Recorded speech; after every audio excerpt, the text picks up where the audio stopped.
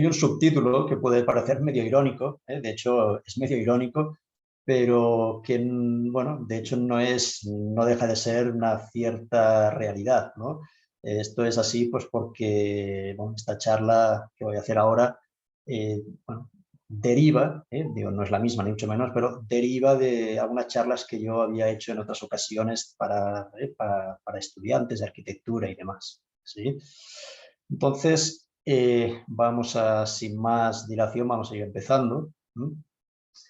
Eh, si estuviéramos en otras circunstancias, presencialmente y con más tiempo, pues a mí me gustaría hacer una encuesta, ¿no?, entre todos los asistentes, entre los ingenieros y los arquitectos, ¿de acuerdo? Entonces, no sé cuál sería el resultado, pero tengo la sensación de que sería una cosa similar a la siguiente, a los ingenieros cuando se les pregunta, oiga, ¿una estructura, qué es una estructura para usted? Pues bueno, cada uno en su foro interno sabrá la respuesta, pero no creo que vaya muy lejos de esto, ¿no?, de cálculos, momentos, elementos absolutamente analíticos, etcétera, etcétera. Y de hecho las estructuras, pues entre otras cosas, o sea, se componen de este elemento tan, vamos a decir, tan matemático. Por otro lado, si hago la misma pregunta a los estudiantes de arquitectura, pues posiblemente bastantes de ellos no sepan muy bien verbalizarlo, pero la sensación sería esta, ¿eh? ¿De acuerdo? Entonces, bueno, yo como profesor de construcciones también estoy dando clases de taller, entonces me doy cuenta de que generalmente los estudiantes de arquitectura no se sienten demasiado cómodos, ¿no?, cuando se habla de estructura y parece que esto es algo que no va con ellos, esto habla con el ingeniero. Entonces, con esta charla pretendo que, en primer lugar, los ingenieros civiles vean que las estructuras son mucho más que el componente puramente analítico y de cálculo, y simultáneamente que los estudiantes de arquitectura sean conscientes del potencial que tiene una estructura como herramienta de proyecto, ¿sí? Vamos a ver.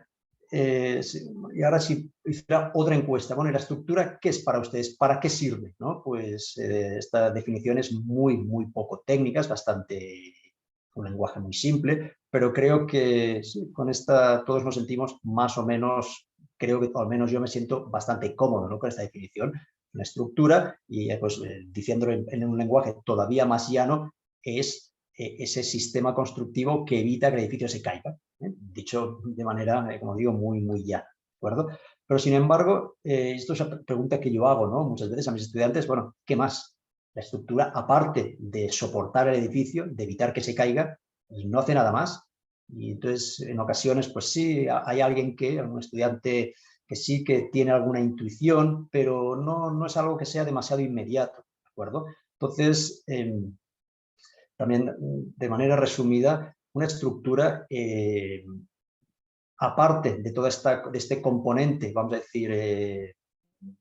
decir, relacionado con la estabilidad del edificio, pues tiene el potencial, porque este potencial luego se puede explotar más o se puede explotar menos, pero tiene un potencial muy grande para que, bueno, tenga una relación muy íntima con todos los aspectos que tienen que ver con el espacio, con las emociones, etcétera, etcétera.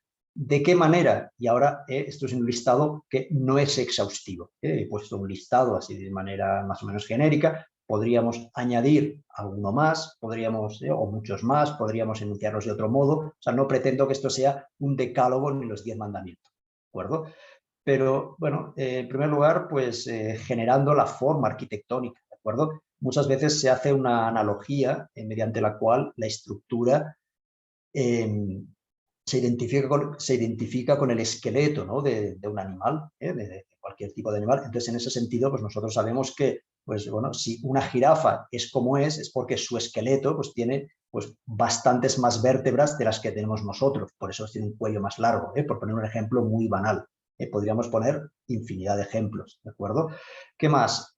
También, pues, reforzando la idea arquitectónica y también la organización funcional. Pues bueno, no es lo mismo, por ejemplo, vamos a ver, un edificio de viviendas que un coliseo donde se van a celebrar acontecimientos deportivos. Pues allí las necesidades funcionales a nivel de espacio diáfano, etcétera, etcétera, son muy diferentes. Entonces, en ese sentido, la estructura juega un papel preponderante. acuerdo?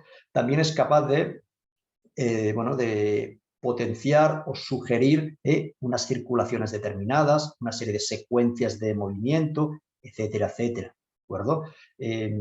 Sigo más o menos leyendo este listado. De todo esto vamos a ver ejemplos en la charla de hoy. Una estructura es capaz de sugerir o de generar un módulo en el edificio o un ritmo. Y cuando me refiero a módulo, me refiero tanto a nivel interno, a nivel espacial en el interior del edificio, como también en su imagen exterior, a nivel de fachada, a nivel de volúmenes, etcétera, etcétera. ¿De acuerdo? Luego también una estructura, bueno, que esté en rojo no tiene ninguna importancia, ha sido un despiste mío. Bueno, vamos a ver ejemplos de estructuras que bueno, tienen realmente una comprensión que a primera vista uno entiende una estructura, ¿de acuerdo? Y vamos a ver otras en las cuales realmente hay unas decisiones que parecen una broma, ¿no? Y esto, ¿por qué el arquitecto se complica tanto la vida? Y con esto no quiero decir que simple sea sinónimo ni de bueno ni de malo, ¿eh? O sea, estoy hablando de, ahora no estoy emitiendo juicios de valor ni lo pretendo. Es fundamental también cómo la estructura puede provocar o puede generar efectos con la luz. Seguramente los ingenieros no están tan familiarizados, pero bueno, para los arquitectos es muy famosa, ¿no? La frase de Le Corbusier. Le Corbusier es uno de los arquitectos, si no el más importante del siglo XX, que decía que la arquitectura, así más o menos, la arquitectura es el juego de los volúmenes bajo la luz. La frase era un poco más compleja, pero bueno, venía a decir esto. Entonces, cómo nosotros los arquitectos nos interesa muchísimo, ¿no? El tratamiento de la luz y cómo ésta incide en el edificio, etcétera, etcétera, pues la estructura tiene un potencial muy alto para trabajar en este sentido. ¿De acuerdo? ¿Qué más? Temas de, bueno, cómo una estructura puede generar que un edificio parezca muy ligero o liviano o por el contrario muy pesado. Y como digo, hay un largo etcétera que podríamos alargarnos aquí durante bastante rato. Pero yo creo que con esto ya empezamos a ver que la estructura no solo, como decía antes, es el esqueleto que sirve para que no nos caigamos, para que el edificio no se caiga, sino que tiene una serie de posibles funcionalidades que nosotros como arquitectos y ustedes, nosotros me refiero a mí y a mis colegas, y ustedes como ingenieros deben ser capaces de comprender. ¿De acuerdo? ¿Qué más? Quiero empezar o quiero continuar haciendo, esto tiene un cierto grado de abstracción, lo que voy a explicar ahora, más que nada, sobre todo los esquemas. Luego todo esto vamos a ver estos ejemplos con edificios reales donde se van a entender muy bien estos conceptos. El concepto de unidad estructural es un concepto, vamos a ver, o sea, lo que pretendo transmitir con esta idea de unidad estructural no es más que un volumen muy simple, ¿de acuerdo? En este caso un volumen, pues ya ven, prismático, pues, una unidad volumétrica sencilla, no muy grande, ¿de acuerdo? Entonces, quiero que hagamos un poco todos el esfuerzo mental de intentar que nosotros, o sea, de imaginar que estamos en el centro de este espacio. Ya ven que las tres figuras, en cuanto a dimensiones, es la misma unidad espacial. Lo que cambia es la estructura que lo limita. En el ejemplo de la izquierda estamos hablando de unos muros estructurales, y en los otros dos, pues una serie vamos a decir, de pórticos. En el primer caso, unos pilares que están muy cercanos unos de otros, y en cambio en el segundo, pues ya bueno, una separación bastante mayor, ¿de acuerdo? Entonces, como decía, si nosotros nos imagináramos que estamos en medio de este espacio, pues con toda seguridad la sensación espacial que nos genera la estructura que nos envuelve, que vuelvo a repetir, que el espacio tiene las mismas dimensiones, lo que cambia es la estructura que lo conforma, entonces veríamos que las sensaciones son muy diferentes. Como decía, vamos a ver varios ejemplos. A lo largo de esta exposición voy a incorporar ejemplos. Va a ser una presentación eminentemente gráfica, ya lo digo, o sea, va a ser muy, muy cómoda en este sentido para ustedes. Y voy a poner ejemplos arquitectónicos tanto bastante antiguos como totalmente contemporáneos, porque a veces parece que si solo pongo edificios modernos, o sea, los conceptos no quedan tan claros. A mí me gusta explicar conceptos que sean entendibles, sea cual sea el estilo arquitectónico, la época, el material, etcétera, etcétera. acuerdo? Entonces, como veíamos, ¿no? Veamos este espacio de la izquierda, donde al final, bueno, vemos que bueno, además ya ven que aparte de que son todos muy antiguos, tienen una materialidad razonablemente similar, bastante pétrea. Cuando hablo de pétrea, podemos hablar de piedra, de ladrillo, pero bueno, pétrea al fin y al cabo. Entonces vemos como en el ejemplo de la izquierda, bueno, tenemos un espacio muy, vamos a decir, confinado, podríamos decir, por el elemento estructural que lo limita. Al final, estos muros de carga son los encargados de soportar toda la bóveda que está cubriendo el espacio.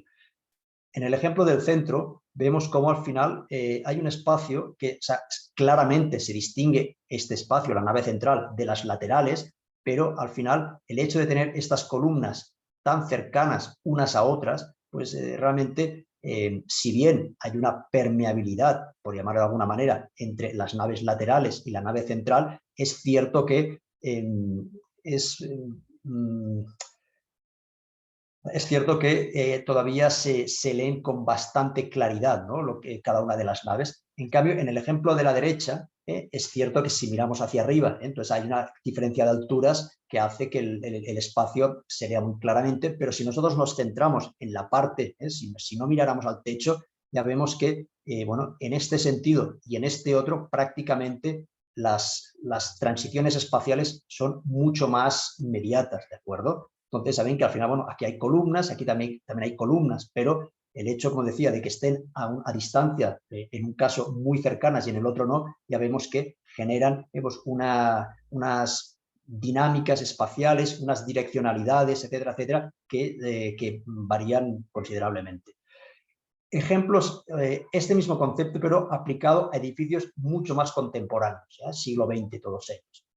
También, además, todos ellos en hormigón. Pues vemos el primer ejemplo, sería como el equivalente al caso de la izquierda, también un espacio pues, muy hermético, también pues, totalmente confinado por unos muros donde al final el aspecto lumínico se resuelve cenitalmente, ¿de acuerdo? En el centro también vemos pues un espacio donde, que este espacio, bueno, es vamos a decir, un espacio de circulación en un cementerio que hay en Italia, donde también, pues bueno, desde el punto de vista estructural es innecesario poner tantas columnas. Esto al final soporta una losa y nada más. Pero sin embargo, aquí hay una voluntad muy clara por parte del arquitecto, de Rossi, de generar un espacio que, si bien, como digo, es permeable, pero la circulación está muy marcada. ¿De acuerdo? Y en cambio, el ejemplo de la derecha, de manera análoga que hemos visto arriba en la Catedral de Burgos, vemos cómo hay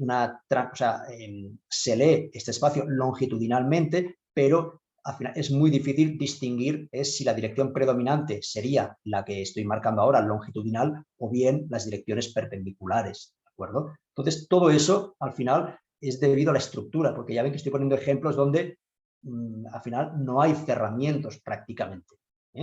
Estoy exagerando, pero creo que se me entiende. ¿Qué más?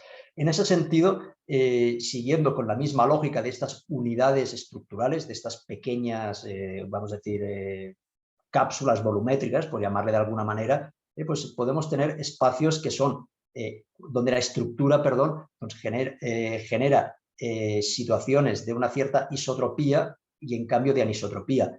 Doy por sentado que todo el mundo está familiarizado con el concepto de isótropo y anisótropo. Por si alguien no, la isotropía es aquella propiedad que tienen los materiales mediante la cual sus propiedades son idénticas, sea cual sea la dirección. Y en cambio, la anisotropía es lo contrario. Hay materiales como, por ejemplo, el material más evidente en este sentido es la madera, que, bueno, en el sentido de las fibras, en el sentido longitudinal del tronco, pues tiene unas propiedades estructurales, de dilatación, etcétera, etcétera, muy diferentes, así se considera en sentido perpendicular al tronco. ¿De acuerdo? Pues yo me permito esta analogía, pero hablando de sensaciones espaciales, ¿no?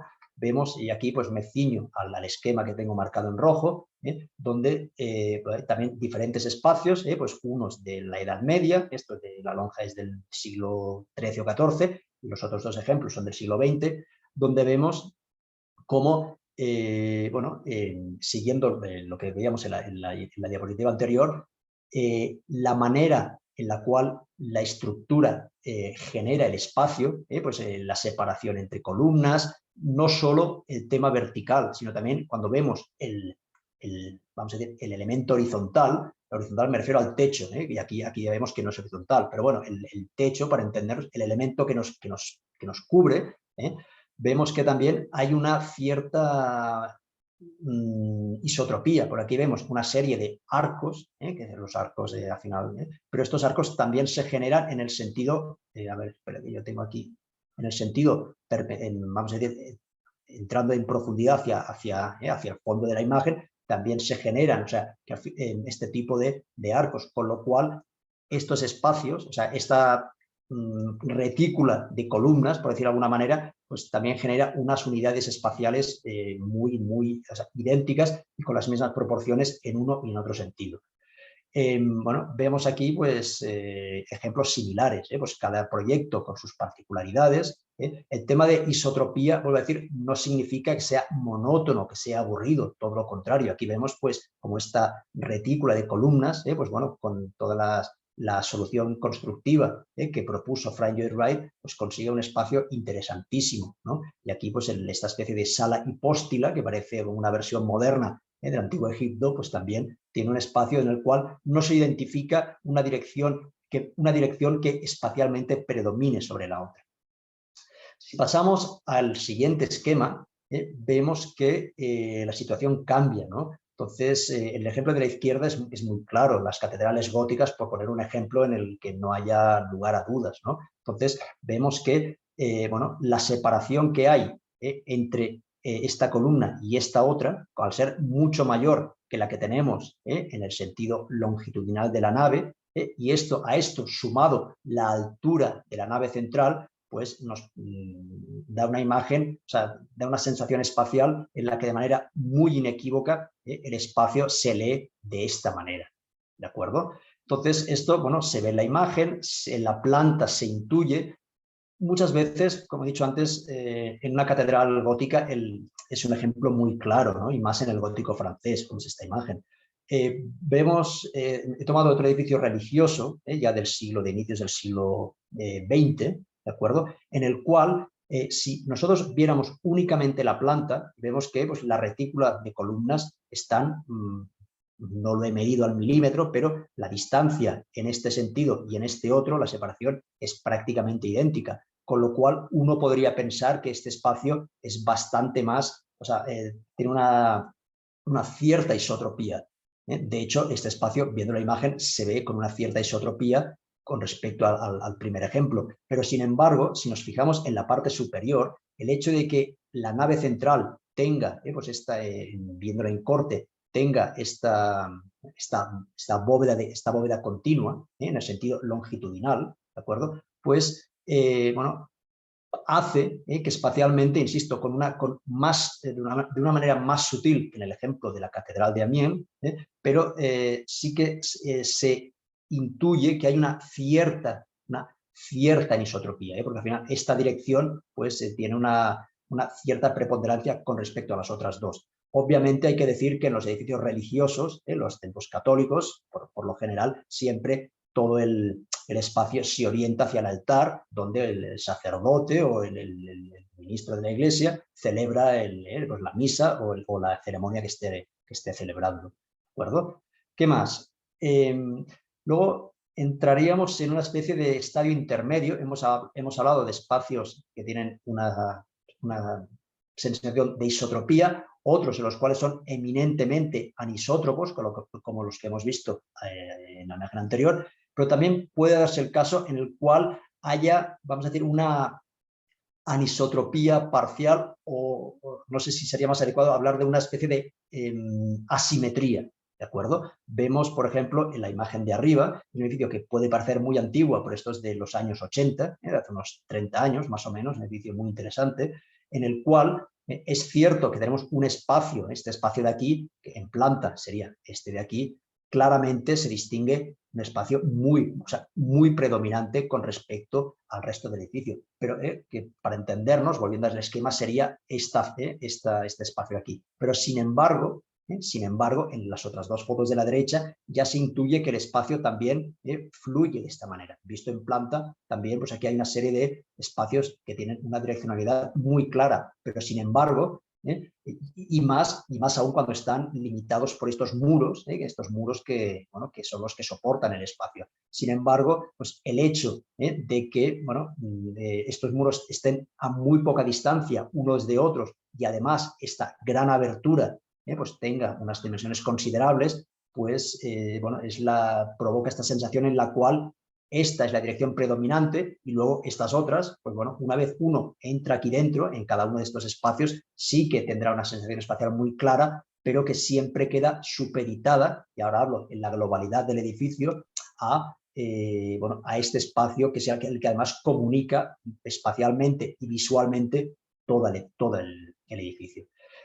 En el ejemplo de abajo a la izquierda, bueno, sería un ejemplo similar, ¿no? Solo que ya con un lenguaje un poco más contemporáneo. Vemos que bueno, en el lado izquierdo, en la pared izquierda, tenemos pues estos elementos de aquí, un muro muy claro, y en cambio por la derecha aparecen estas pilastras, son, bueno, que vemos aquí, que en planta serían estas que vemos aquí. Además, o sea, no solo hay esta asimetría, sino que además aquí se intuyen unas entradas de luz, porque aquí hay unas ventanas que o sea, el espacio aquí, a diferencia de las iglesias, donde siempre uno tiende a mirar hacia el altar, en cambio aquí parecería que pese a que el espacio tiene esta direccionalidad tan clara, o sea, desde el punto de vista espacial, el efecto de luz y las visuales que se generan hacia el exterior podrían provocar que haya esta como dualidad entre la direccionalidad espacial y luego, en cambio, la preeminencia de la entrada de luz y la preeminencia de las visuales hacia el exterior. ¿Sí?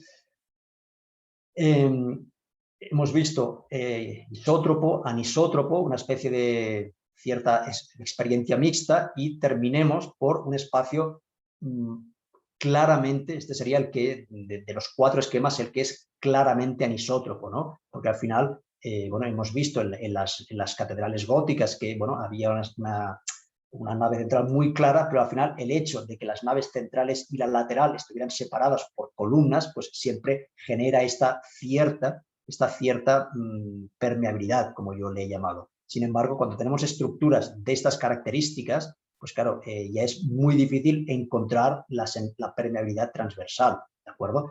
Entonces, este ejemplo, que además en planta parece que es bastante extraño, al final no lo es tanto. Al final podríamos simplificar este edificio con una serie de muros paralelos, ¿de acuerdo? En los cuales la sensación espacial, pues como se ve en la imagen, claramente tiene una sola dirección, ¿de acuerdo? Luego aquí aparece una serie de elementos, de anécdotas que más tarde volveremos sobre este edificio, pero sí que considerando la unidad estructural, como le he llamado antes, parece claro que aquí es un espacio que tiene una direccionalidad y no hay posibilidad de error, ¿de acuerdo? Totalmente isótropa en el sentido longitudinal.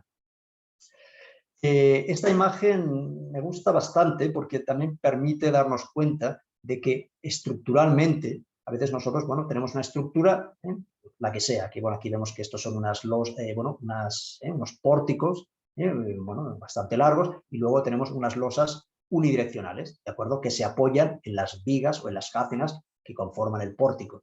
Pero sin embargo, lo que me interesa ahora es sobre todo estas dos imágenes de aquí, las que acabo de marcar, ¿no? En las cuales la sensación espacial que nosotros tenemos cuando observamos este espacio, vamos a decir, de manera paralela a los pórticos, o sea, esta sensación visual y espacial es bastante diferente de la que tenemos observando ese mismo espacio, pero de esta manera. Es decir, que sería la imagen de la derecha. Aquí vemos que tenemos una visual que es perpendicular a los pórticos. Entonces, el hecho de que las columnas tengan, pues no sean cuadradas, sino que tengan una direccionalidad muy marcada, el hecho de que también tengamos pues las jácenas, etcétera, etcétera, pues hace que, bueno, aquí parece que este espacio es un espacio como a veces ese efecto tubo, y en cambio aquí es un espacio que parece que se nos va como interrumpiendo a cada momento, o sea, no hay esa continuidad. ¿De acuerdo? Entonces esto, desde el punto de vista arquitectónico, pues bueno, nos puede también sugerir bastantes cosas.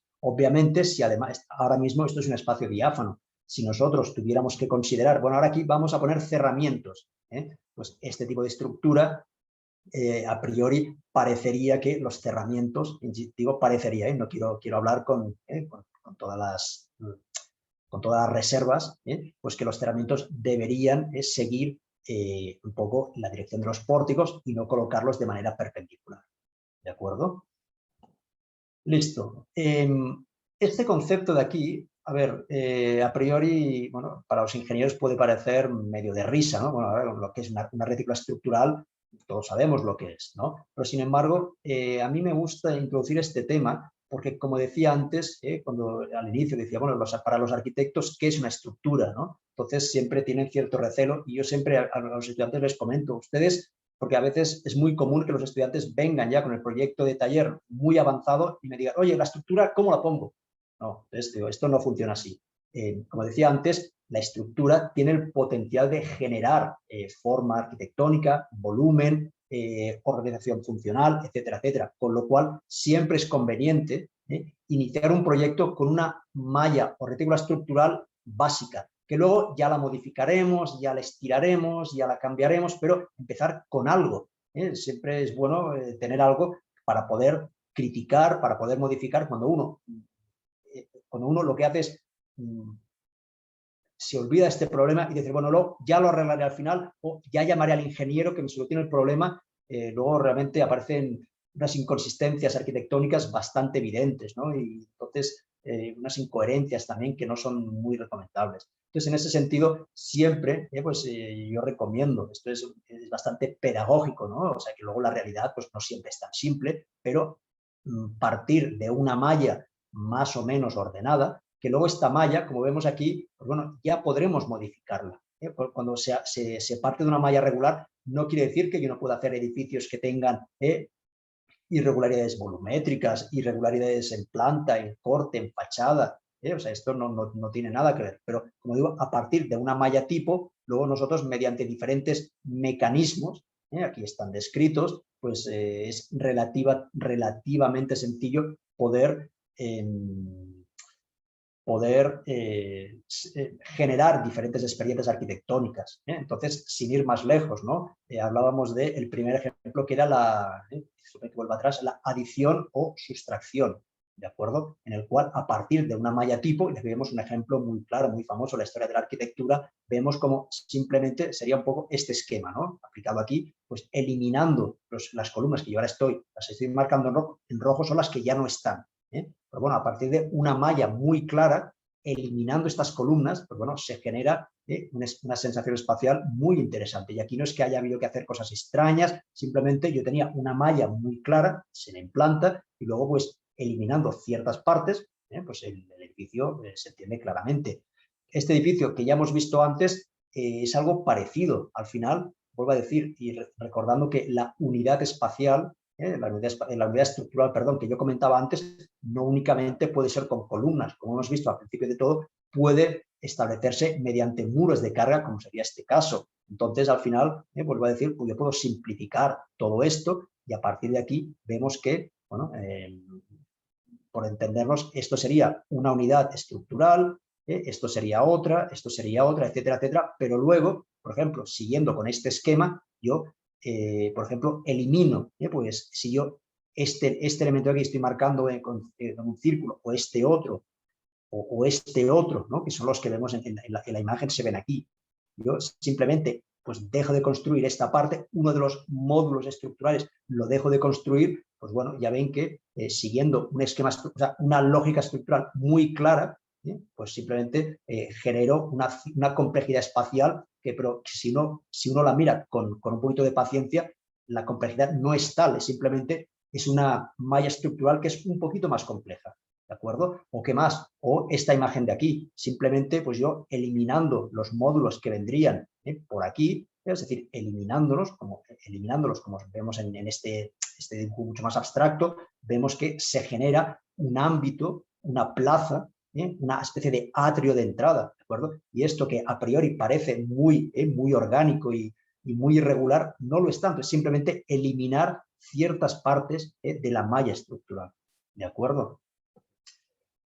A partir de ahí, pues bueno, lo que decía antes, una misma malla, yo puedo empezar a partir de esta malla tipo que más o menos me ayuda a empezar a plantear cosas, yo puedo, bueno, aumentar la luz de una de las crojías, ¿de acuerdo? Ya sea en una dirección o, como vemos aquí, en dos direcciones, ¿de acuerdo? Y a partir de ahí, pues bueno, generar, ¿no? Generar diferentes experiencias arquitectónicas. Este edificio de aquí, el Museo Kimball de Cannes, pues al final, no sé si la planta se aprecia muy bien, casi mejor en las imágenes, ¿no? Pero vemos que al final, pues, simplemente, bueno, hay un módulo, o sea, hay una especie de ritmo A, B, A, B, A, B, por llamarlo de alguna manera, que al final, pues bueno, no sería nada más y nada menos que, bueno, alterar, dejar una crujía más ancha, una más estrecha, una más ancha, una más estrecha. Y con esto, además, obviamente esto a Kahn le permitió, él ya tenía ciertas ideas que desde ese punto de vista, el elemento que cubre el edificio no iba a ser horizontal, sino que iba a tener pues, esta geometría, porque a él le interesaba una serie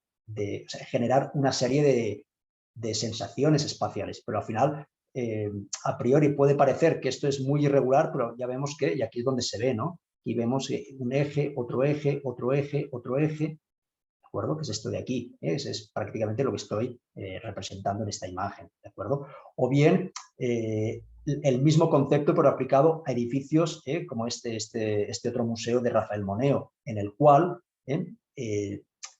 lo que cambia, voy a decir, este será un edificio donde las unidades estructurales están, o sea, se conforman con muros de carga, ¿no? Ya se ve un poco, esto tiene pinta de edificio antiguo, pero es un edificio que tiene 25 años, muy moderno, ¿de acuerdo? Se ve en la imagen, ya se ve, ¿no? Que es un edificio contemporáneo y vemos cómo, pues simplemente modificando la proporción y la anchura de los diferentes ejes estructurales, ¿de acuerdo? Vemos aquí, ¿no? Pues bueno, se genera, aquí tenemos un espacio cuadrado más grande, aquí dos un poco más pequeños, aquí otro que no sé qué, y este otro, y al final, bueno, va conformando unas geometrías muy claras, pero a partir de esta estirar y encoger los diferentes ejes. Luego esto además, bueno, Moneo pues decidió que todo esto lo iba a representar, o sea, volumétricamente también se iba a significar, o sea, no solo en planta, sino que volumétricamente uno ve, ¿no? Pues esos espacios que son más grandes y los que son más pequeños. Pero todo esto que también parece muy aleatorio,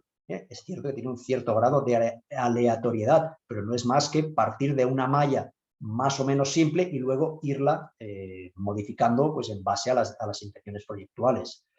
¿Qué más? Me interesa mucho el tema estructural, ¿no? El tema estructural, perdón, el tema de la jerarquía de espacios. El tema de la jerarquía, ahora estas sombras, estos son proyecciones de edificios, yo podría decir, bueno, ¿cuál sería la estructura ideal? Pues bueno, alguien diría, pues esta es la estructura ideal. Pero igual alguno de ustedes diría, no, es esta otra.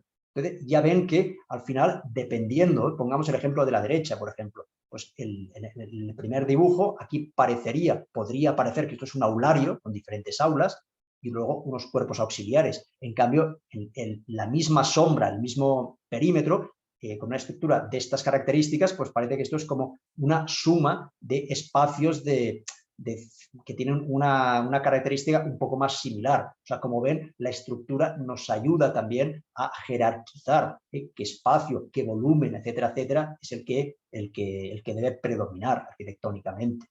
¿De acuerdo? También no quiero entrar mucho en temas de retículas irregulares, porque además ya es un poquito tarde, pero me interesa, bueno, que o sea, cuando tenemos geometrías irregulares, no hay, ¿no? A veces me preguntan los alumnos, ¿y esto cómo lo resolverías? Pues, bueno, depende de las intenciones de proyecto. Aquí el arquitecto, Aalto, él lo que quería era bueno, él tenía una biblioteca en la cual él pretendía pues que los elementos, o sea, el mobiliario, los elementos, los cambios de nivel, etcétera, etcétera, siguieran una cierta pauta radial, ¿no? Entonces, en ese sentido, parecería más lógico utilizar una estructura planteada de este modo antes que de este otro, ¿de acuerdo? O sea que esto no hay, por suerte, pues la ingeniería, la arquitectura no es una ciencia exacta, esto permite pues muchas posibilidades. Quiero hablar acerca de la relación entre estructura y fachada, que esto es algo que a veces parece que, bueno, la estructura, ¿qué relación, o sea, qué importa? La estructura va por dentro, esto no importa a nivel de fachada y esto es totalmente falso. Aquí tenemos pues tres conceptos bastante claros que vamos a ilustrar con imágenes clarísimas, ¿no? ¿qué pasa cuando la estructura se coloca por fuera de la línea de fachada? Creo que en estos ejemplos, uno de los cuales es aquí, muy local, vemos que pues, la estructura, aparte obviamente de soportar el edificio, pues tiene una connotación y tiene, o sea, marca un ritmo de fachada que es inefable, ¿de acuerdo? A partir de ahí podemos hablar que incorporar elementos de protección solar. La estructura puede ser como muy maciza y muy, vamos a decir, o sea, sí, muy maciza, o puede ser una cosa muy liviana, pero al final la estructura queda por fuera y forma parte de la imagen del edificio. La gente cuando ve este edificio primero ve la estructura, ¿de acuerdo? Puede darse el caso que de hecho es lo habitual, no digo que esté ni bien ni mal, digo que es lo habitual, en el cual la estructura está en el mismo plano que la fachada.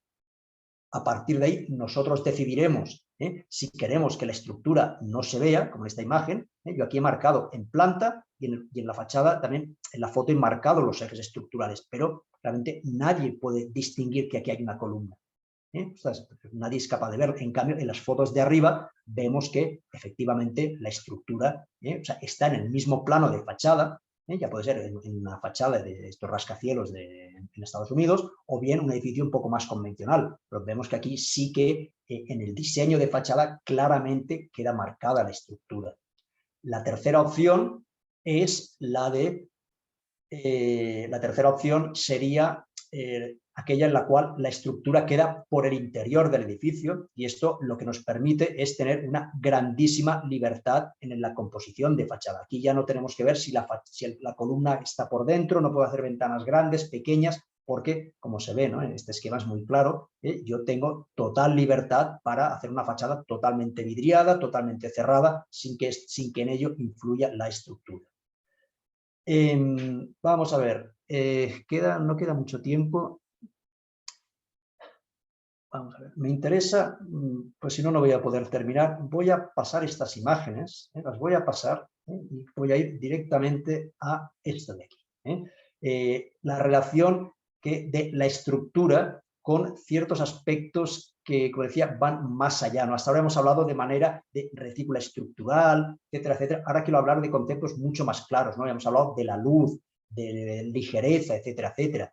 Veamos cómo en estos dos ejemplos, pues uno muy antiguo, otro, pues otro ya más contemporáneo, la estructura, aparte de la función obvia de soportar el edificio, pues bueno, juega un papel preponderante, ¿no? Esto es un edificio, esto es la asamblea, aquí se toman decisiones, ¿no?, los representantes del pueblo, con lo cual, pues uno tiene que, a veces los edificios públicos requieren de que la estructura aporte este grado de representatividad, por decirlo de alguna manera, que, o sea, esto, nadie puede pensar que esto es un edificio de viviendas, ¿de acuerdo? En cambio, aquí uno ya, si no conociera el edificio, diría, sí, realmente aquí es un edificio en el cual,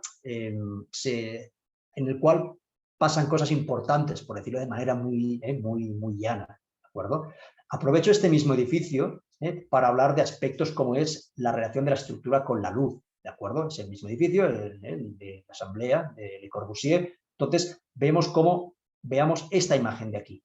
Esta imagen sería una foto de este rincón de aquí, en el cual, bueno, ya se ve en planta, tenemos un volumen que es este de aquí, o de hecho unos volúmenes perimetrales, ¿de acuerdo? Y una especie de volumen central, ¿de acuerdo? Entonces, bueno, a Le Corbusier le interesaba pues este volumen central, o sea, este volumen cuadrado, del cual luego emerge este cono truncado, o sea, estuviera físicamente separado, ¿no? O sea, ahora voy a obviar el cono truncado y voy a centrarme en el edificio, en la parte central. Entonces vemos cómo pues, toda esta losa de aquí, esta losa, vemos que está ligeramente levantada, según este detalle, y aquí permite que entre la luz como generando un efecto de que esta losa está flotando.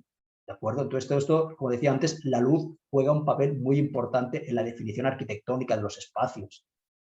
Aquí vemos un espacio, este de aquí, en el cual pues también con una especie de elementos prefabricados a medio camino entre lucernario, alivianamiento, etcétera, etcétera. Esto es un poco de todo, pero bueno, también este espacio queda muy caracterizado, ¿no?, por la manera como se ilumina cenitalmente, ¿de acuerdo? Pero en ese sentido, este es un ejemplo mucho más ya personal, yo soy de Barcelona, ¿de acuerdo? Por eso algunos ejemplos son de España. Entonces, donde vemos un edificio en el cual bueno, esto es un edificio que está, un edificio deportivo, un coliseo, que está enfrente del mar. Entonces, la luz del mar Mediterráneo es muy potente, es muy brillante. Entonces, aquí lo que el arquitecto pretendía era que con estas pantallas de hormigón, estas pantallas uno podía pensar que son innecesarias, ¿no? Porque ya ven que la estructura es muy liviana. Entonces, ¿es necesario para soportar estas cerchas tan livianas una estructura tan potente? Seguramente a nivel de cálculo no. Pero, como digo, esto juega un papel también que, veamos la foto interior, permite filtrar la luz. El espesor que tienen estas pantallas y que estén colocadas a poca distancia hace que la luz pues entre de manera muy filtrada y no sea incómodo aquí la práctica deportiva. Obviamente, luego también tenemos un tema de ritmo, ¿no? O sea, aparte de filtrar la luz, pues se crea un ritmo pues que es bastante claro. Es decir, aquí la estructura, aparte de soportar, hace fachada, protege de la luz, etcétera, etcétera. Es lo que decía, que la estructura va mucho más allá de únicamente soportar. Ejemplos que tienen que ver con complejidad, o sea, complejidad por un lado y por otro lado orden, regularidad. Entonces, a la izquierda pues vemos dos ejemplos de arquitectos consagrados, en las cuales la estructura, bueno, no hay donde perderse, o sea, es clarísima, ¿no? Aquí hay, pues, bueno, unos pórticos, ¿de acuerdo? ¿De acuerdo? Y entonces, bueno, no tiene posibilidad de error esta estructura. En cambio, veamos un edificio es un poco más grande, pero esto es una vivienda unifamiliar también. Y ya vemos que esto estructuralmente, esto es un lío de cuidado. ¿De acuerdo? Es decir, que al final nosotros como arquitectos también tenemos el potencial de decir, no, yo quiero que la estructura realmente me genere unas sensaciones un tanto contradictorias. En los dos ejemplos de abajo, pues este espacio es muy claro en este sentido. Veamos la planta, ¿no? El orden de los pilares, ya ven que, ostras, esto es una locura, ¿no? Esto desde el punto de vista de la lógica ingenieril, no tiene sentido. Esto es porque hay un mensaje arquitectónico detrás. ¿De acuerdo? A ver, ¿cómo vamos de tiempo? Ya. Temas de pesadez y ligereza. Son tres estructuras prácticamente del mismo material, ¿no? Esto es piedra natural y estas dos son de hormigón, es decir, piedra artificial. Pues veamos cuál de ellas nos da una sensación de mucha pesadez, de masividad, y cuál de ellas nos da un aspecto de ligereza.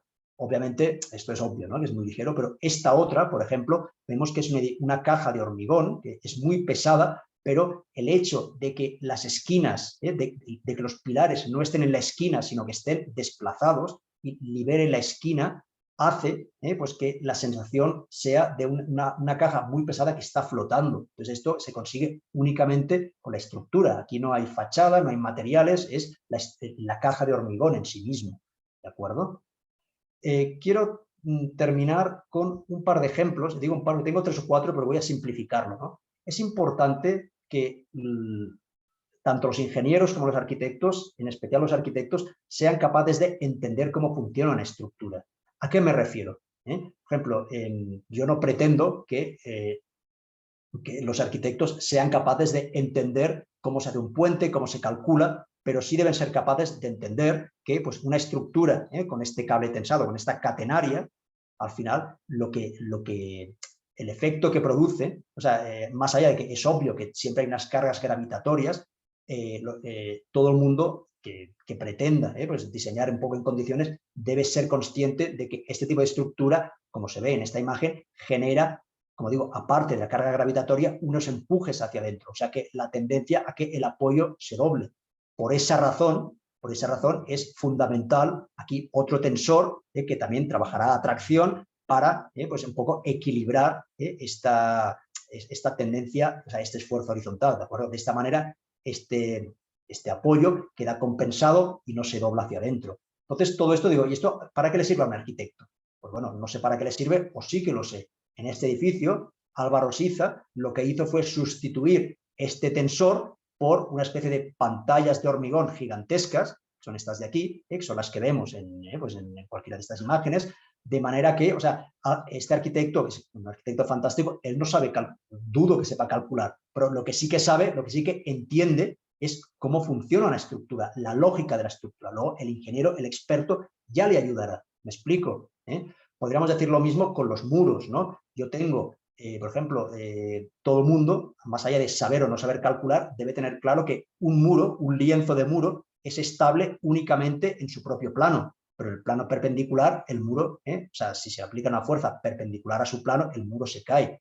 Razón por la cual, pues siempre los muros trabajan formando cajas, formando pliegues, esquinas, etcétera, etcétera. Esto es muy obvio, pero por ejemplo, pues aquí esta arquitecta, Carmen Pinós, pues ella sabiendo, ella pues seguramente no sabe calcular, pero sí que sabe que al final esta lógica, y aquí pues ya en la geometría con un poco más de complejidad, pues generando estos tres elementos, estos tres muros que vemos aquí, que además pues son los que aprovecha para colocar escaleras, baterías sanitarias, ascensores, etcétera, etcétera. Aquí se ven, esto es una foto vista desde abajo, ¿no? Aquí vemos uno, perdón, se me ha movido, dos y tres, ¿de acuerdo? Y aquí en planta pues se ve muy claro, ¿no? Y en la volumetría sería uno y los otros dos quedan escondidos. O sea, teniendo en cuenta, teniendo claro cuál es la lógica en la cual funcionan los muros, uno es capaz de empezar a sugerir formas arquitectónicas que no son caprichosas, sino que tienen un soporte lógico y estructural detrás. Luego, insisto, el ingeniero ya nos ayudará.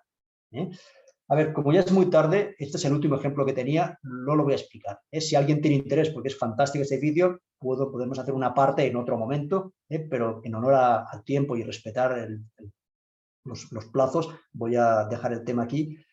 Sí quería dejar claros estos temas como conclusiones. Con esta charla he pretendido, en primer lugar, que tanto ingenieros como arquitectos entiendan que el tema de la estructura no es un tema de, bueno, el arquitecto que, a ver, que dibuje, que luego yo ya le pongo las columnas, ya le pongo la estructura. Esto no es cierto. O sea, muchas veces se hace así, pero no es el ciclo, no es la lógica adecuada, ¿de acuerdo? ¿Qué más? Además, no solo porque, como decía antes, la arquitectura, o sea, la estructura forma parte intrínseca de la forma arquitectónica, sino porque además yo genero una serie de, tomo unas decisiones arquitectónicas que luego el ingeniero, él no tiene por qué conocer. Por esa razón, por eso no digo que haya que prescindir del ingeniero, todo lo contrario. Ya desde el principio, los arquitectos deben empezar a integrar todo este tema estructural. Cuando hablo de integrar, me refiero a que yo al final tengo unas nociones conceptuales, pero el experto es el ingeniero. Yo tengo que hablar con el ingeniero ya en fases iniciales de proyecto, no después, que luego las cosas, cuando se hacen a posteriori, pues siempre son problemas, ¿de acuerdo? A partir de ahí, los arquitectos, como he tratado de demostrar en esta charla, en este ratito, deben tener unos conceptos básicos, predimensionado, cuál es la lógica de cada tipo estructural, etcétera, etcétera, y a su vez el ingeniero, como decía antes en la primera imagen, debe entender que las estructuras van mucho más allá del aspecto analítico, numérico, de cuántas varillas, etcétera, etcétera, sino que tiene un potencial mucho más alto. Esto sería la frase, o sea, esto es la conclusión de todo lo que he explicado hoy, y esto es lo que pretendo a ustedes como estudiantes, que ya desde esta fase de que ustedes están en formación, entiendan que el arquitecto e ingeniero deben trabajar de la mano. Nunca, a veces parece que aquí se genera competencia, ¿no? Y es lo contrario. Son conocimientos que muchas veces son comunes, pero otras muchas son complementarias y ayudan a generar mejores edificios. Y termino con esta frase. Este señor Calavera es un nombre un poco especial, pero bueno, esto es uno de los mayores expertos que hay en España de cálculo estructural, ¿no? Entonces, un día leí esta frase en algún sitio y me gustó muchísimo, hasta el punto que la coloco hoy como frase final, ¿no? Cuando nosotros bueno, nos enfrentamos a inconvenientes, tenemos un reto a nivel constructivo, tenemos que ver si nos interesa, pues bueno, decir, no, a ver, yo tengo un problema y voy a ver cómo lo resuelvo. O estudio, investigo, pregunto, me asesoro, o bien decir, a ver, mira, yo no quiero líos, entonces yo, si sé poco, pues yo tenía una idea muy interesante, pero nada, me olvido de esto y voy a ir a lo habitual, a lo que ya sé hacer. Entonces, bueno, al final esto es el espíritu y la actitud con la que cada uno se plantee los problemas. ¿De acuerdo? Con eso terminaría mi charla. Ya ven que ha habido algunas imágenes que me las he saltado, me hubieran faltado unos 5 minutos más, pero lo dejamos aquí pues para respetar los turnos, ¿de acuerdo? Entonces, estoy abierto a comentarios, dudas, preguntas, críticas, con toda la confianza. Gracias por su atención. Muchas gracias a ti, Carlos. La verdad, bueno, este punto de vista que nos has expuesto ahorita en esta charla, nunca en la vida lo he tomado en cuenta, sino hasta el momento de hoy. La verdad es que, bueno, hay algunas personas que a lo largo de la carrera nos van comentando temas arquitectónicos, temas de estética, temas de intención para las estructuras, pero nunca nosotros las validamos a lo largo del pregrado. Siempre es el esqueleto de concreto cuadrado, perfecto, 3D y punto. Pero, por ejemplo, nunca se nos hubiera ocurrido que la intención de poner columnas no en las esquinas, sino en los laterales del edificio, le dé una sensación de flotación a una estructura completamente pesada, o sea, hasta un punto, cierto punto hasta mágico, por decirlo así. La verdad es lo que yo sentí cuando estaba viendo esa estructura. Y pues la verdad es que es muy interesante, demasiado, demasiado interesante ampliar la visión de nosotros los ingenieros y también tomar en cuenta de que la estructura como tal no es un resultado final del proceso de ideación arquitectónica, sino que también incluso llega a ser la base de toda la idea del arquitecto. Y pues Yes. bueno, si es que te lleva alguna pregunta al chat, puedes revisar y confirmarme porque yo tengo una pregunta nomás que me llegó a mí. A ver, no me he fijado. A ver, el chat. No, de momento no hay consultas en el chat. Listo, porque yo tengo solamente una. Y dice, ¿tienes alguna recomendación para los ingenieros para generar un criterio más desarrollado en cuanto a intención y espacialidad antes de hacer el diseño de un edificio? A ver, ¿puedes repetir la pregunta, por favor? Que hay muchas, un poquito rápido ha sido. Así, perdón. ¿Tienes alguna recomendación para los ingenieros para generar un criterio más desarrollado en cuanto a intención y espacialidad que no se desarrollan en pregrado? Que no se desarrolla en el pregrado. Ajá. Ya, a ver, hombre, ahí podríamos hablar, en primer lugar, de, bueno, ahí no sé si ustedes tienen la ocasión de, cuando tienen asignaturas que son optativas, o como le llaman, electivas, creo que llaman aquí, no sé si hay opción de asistir a algunas clases de arquitectura. No sé, hay algunas que son materias selectivas como tal, pero yo hace un par de semestres tuve un estudiante que no recuerdo, no sé si era de ingeniería, pero que tomó una clase de construcciones como materia electiva. O sea, entonces, bueno, puede ser, bueno, no digo que tenga mi clase ni mucho menos, pero que puede a cualquier clase que le pueda ser de interés. Eso sería una opción. Otra opción sería empezar a consultar bibliografía, ¿no? Si están interesados, yo si tengo algunos libros que podrían ser de interés en este sentido. Entonces habría que explicar un poquito más cuál es un poco el enfoque. Yo puedo recomendar varios libros en ese sentido.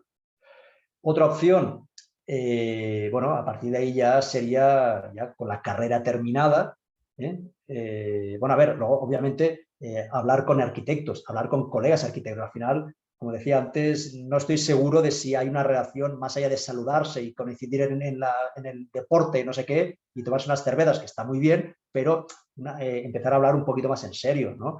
No sé, esta vez yo no sé cómo funciona el tema de las tesis finales en ingeniería, pero yo es algo que quise hacer en su momento, quise hacer cuando yo estudiaba, que al final no pude hacer, ¿eh? Yo tengo uno de mis mejores amigos que él es ingeniero civil y bueno, hicimos la tesis el mismo año y quisimos plantear el hecho de que, bueno, él era un puerto deportivo, que él hiciera toda la parte, vamos a decir, ingenieril de los diques y demás, y yo me encargara de la parte edificatoria. Al final, pues no pudo ser por una serie de circunstancias que ahora no vienen al caso, pero también trabajar un poco en esa línea, ¿no? Ya desde esta fase de formación que están ustedes, empezar a plantearse, y esto, bueno, o sea, si a alguien le parece de interés, pues hablarlo entre ustedes y a partir de ahí yo les daría todo mi apoyo por intentar plantearlo.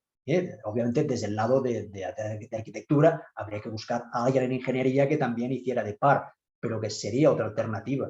O sea, hay varias maneras de todo esto. Mi correo lo voy a escribir en el chat, a ver si lo encuentro el chat. ¿Dónde está? Aquí. Y si tienen dudas concretas sobre temas de bibliografía o demás, tómense toda la libertad para escribirme. A ver, C. Miquel, USLQ, ya. Quiero decir que Miquel se escribe con Q, que muchas veces lo escriben con G, entonces a mí no me llega nada. O sea, que no se confundan ahí, ¿de acuerdo? Y vuelvo a decir, con toda la confianza, pónganse en contacto conmigo si requieren información adicional, conversar sobre algún tema en específico, sin ningún problema. Listo, Carlos. Esa sería la única pregunta que teníamos y pues un anuncio rápido antes de que se acabe la reunión. Les dejé en el chat de igual manera el link a la siguiente reunión, que es la que se va a llevar a cabo sobre contratación pública, para cerrar el módulo de contratación y gerencia de proyectos. Y más bien agradecerte nuevamente, Carlos. En verdad ha sido una charla muy fructífera. De seguro a muchos ingenieros como nosotros nos ampliaste un montón la visión, porque nunca habíamos tratado temas como tal arquitectónicos. Y pues bueno, como ya queremos desde un principio, siempre toda relación profesional, arquitectos, ingenieros, que sea ganar, ganar, aprender ambos de ambos y siempre estar abiertos a cualquier opinión, a cualquier nueva enseñanza, para poner en práctica la frase que nos presentó al final Carlos. Muchas gracias de Ya, nuevo y pues esperemos una próxima ocasión coincidir de nuevo. ya, así es, muchísimas gracias. ¿De Muchas acuerdo? gracias, Carlos. Gracias a Cuídense ustedes. todos. Buena tarde.